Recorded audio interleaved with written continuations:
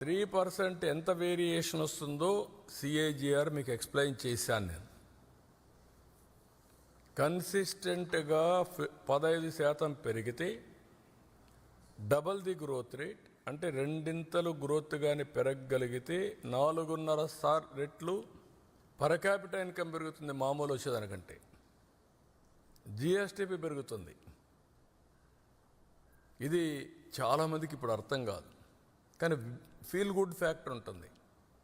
అందుకే మీరు చూసిన నన్ను అరెస్ట్ చేసినప్పుడు 60 దేశాల్లో డెమాన్స్ట్రేట్ చేశారు తప్పని.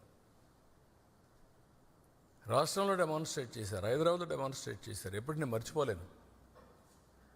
హైదరాబాద్లో ఎవరైతే అణిచివేయాలని ప్రయత్నం చేస్తే చేతులు కాల్చుకున్న పరిస్థితికి వచ్చారు.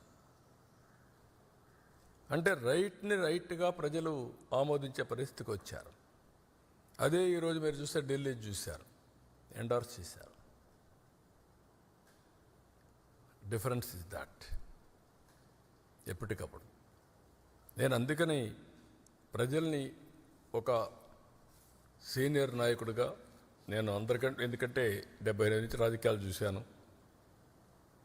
At the helm of affairs 82, 83 నుంచి ఉన్నా.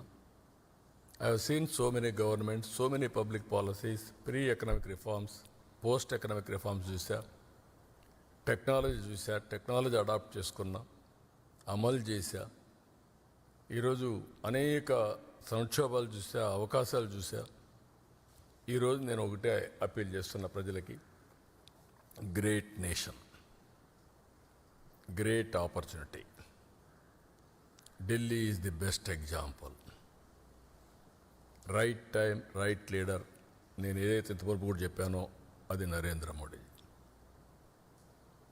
అందరంగానే అన్డివైడెడ్ అటెన్షన్తో ముందుకు పోతే India will become number 1 or 2 by 2047.